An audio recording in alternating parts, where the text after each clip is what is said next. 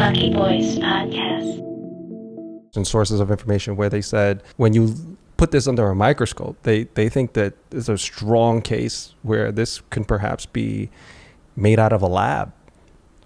There's a difference between when you say made out of a lab and the what of it all, or rather what's more believable, it was how it came out from the lab.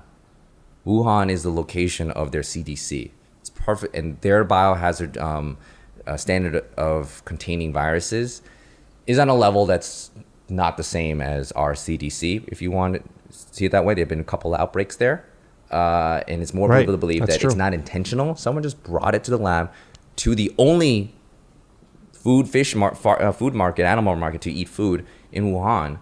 Perfectly believable that someone accidentally brought it from the lab on their coat jacket or in themselves, coughed, and then that's where it was. Was it intentional? Was they designed it to destroy us? That's a harder argument to make. Right. I think it's more, they had a lot of mishaps, if you really look into it in the before pandemic, of like, it's really hard to create a CDC, to get all those biohazards. Human nature, we're imperfect creatures. We only learn by doing mistakes. But this is a mistake that you want to afford. And when you create a CDC lab in China, in Wuhan, it's going to take a lot of growing pains, because it's not exactly like United States is sharing all the information with China. Hey, this is how to do it. We don't do that. We don't share that information. It's politics or whatever that may be. It's not the UN is like, here's how to do a CDC, because we're in uncharted territories. We've never destroyed smallpox and polio the way in our generation has. But to contain it, that's the ongoing learning process. So do you think that that's where it originated from? Occam's then? Out of the lab? Always believe in Occam's razor. What is the most believable explanation is usually the most correct one. So with all the things of learning pains of trying to do a CDC, they try to create a virulent form, which is a known research project even before COVID.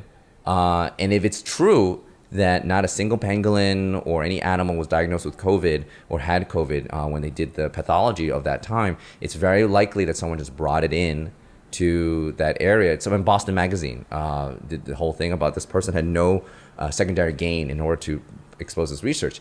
And it's a valid theory. It makes a lot of sense if that's true. Now, if they did find a pangolin with COVID in their DNA or some kind of variation coronavirus or a bat in the area, that's more believable. Then it could be a mixture of the two. The fact that that it was brought down from a zoonotic spread. I mean, keep in mind that it's still zoonotic. That the structure of the virus is still natural. It came from, and all you got to do is take something natural, take it to a lab, and just evolve it in a controlled setting. So that you want to see how viruses, that's how you do any research. You put it in a controlled setting. And sometimes it's hard to control something so easily uncontrollable. You think that that's what they did? They wanted to evolve it and see what they can learn from it? It's not an if. We do that anyway. I did that for my high school project.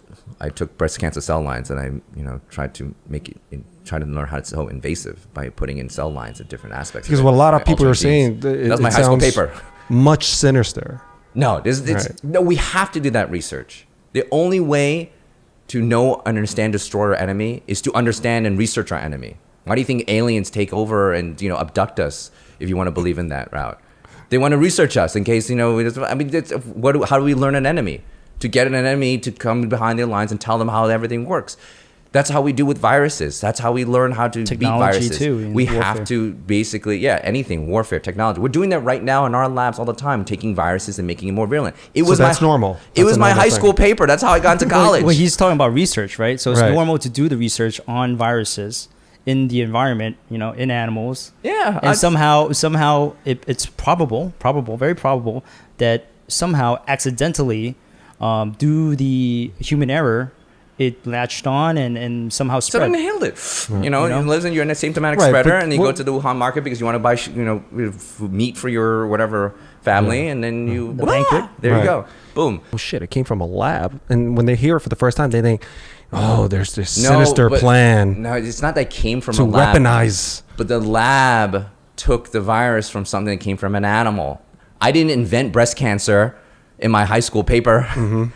Breast cancer, I just took cell lines from existing breast cancer source outside the lab to research in the lab. That's exactly how we do all research. Right. I'm surprised more viruses haven't spread that way. So it's not a sexier story than what it really is. It's nothing outside the norms of what people do with viruses. And we even know that the structure of the virus and coronavirus has some origins in zoonotic spread. It's a naturally occurring thing that we've isolated from the bat. It's perfectly viable to believe someone took a bat, coronavirus, that we see all the time that spreads like crazy, SARS or whatever, and then brought it to the lab to research it, just like what I did for high school, just like anyone listening right now who wants to get into college or medical school is doing right now before they put it into minus 70.